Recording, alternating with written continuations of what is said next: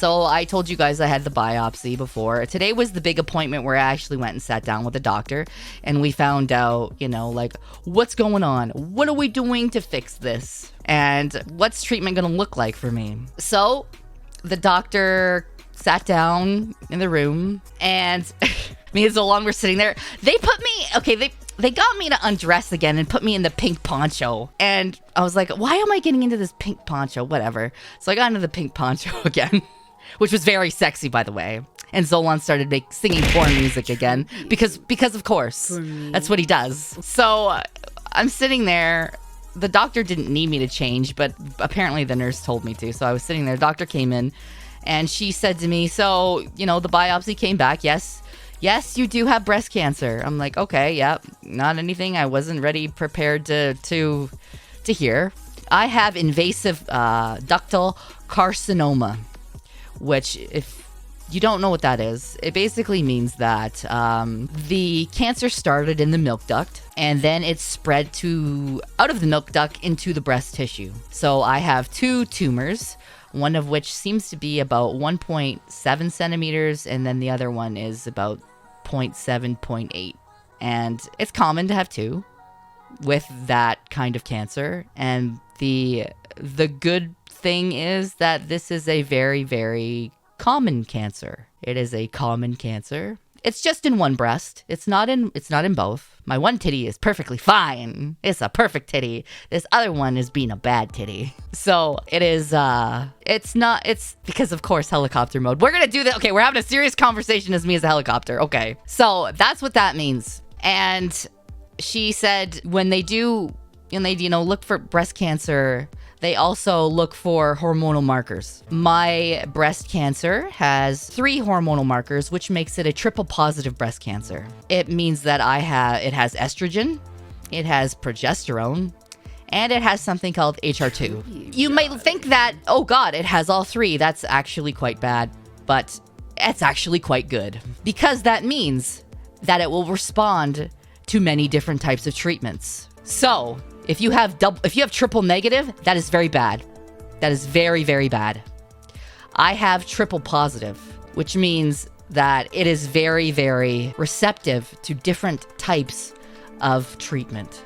And that's a win. That is a very big win. The second big win is it is not in my lymph nodes, which means that it is isolated right now to my breast. It has not spread anywhere. That is a very, very big win. That is a big W. That is a very big W. So that was very, very good to hear. That means that my prognosis for beating this is damn near 100%.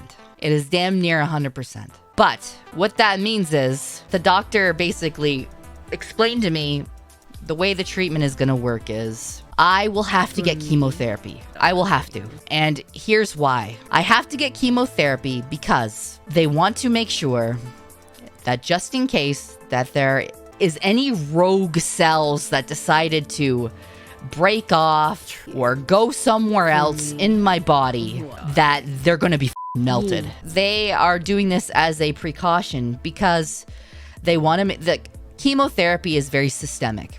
It goes through your whole body.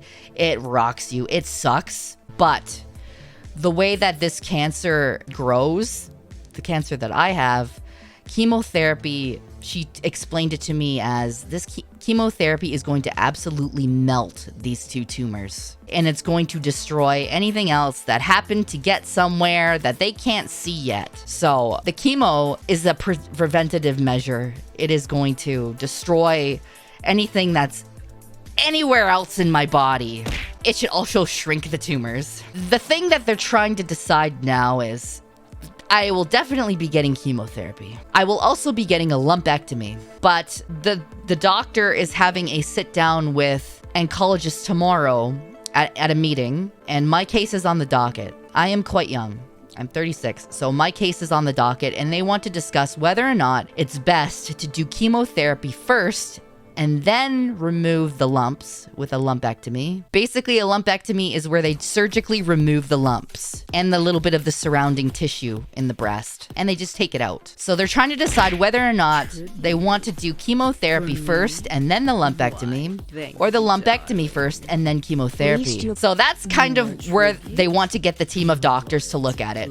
Usually, they save lumpectomy for tumors that are 1.5 centimeters or less. Mine's at 1.7 and the other one's less than 1.5. That's why it's kind of a little bit on the fence. They want to make sure they want to do the right thing first. So that's why they have the team of doctors kind of look at the case. So that is kind of up in the air. She said that she will call me tomorrow or Monday with what they're going to be doing first. That's what they're trying to decide. Either way, it's chemotherapy and it is the lumpectomy. I will be getting radiation as well afterwards, she said. It will be targeted radiation on the chest to make sure, double sure, everything is absolutely gone. So she said this whole process will take a year. It's really gonna suck for a whole year. This process is gonna take a year. It's going to suck for that year. But here's the thing, chat. People are all like, oh, a year, that's a year of your life. It is. Speaking candidly, yeah, that's pretty. But here's the alternative. The alternative is I'm dead. 1 year of chemo and a lumpectomy and radiation, and cancer's gone. I'm going to be cancer free. It's going to be tough. So it's going to be a tough year. There will be times where, I probably don't feel great. There will be times where maybe streams are shorter. There will be times where I may cancel streams. I got a very good prognosis. The doctor said this is very 100% beatable and is very 100% curable. Welcome to paradise. Live here. If you like that video, don't forget to like and subscribe.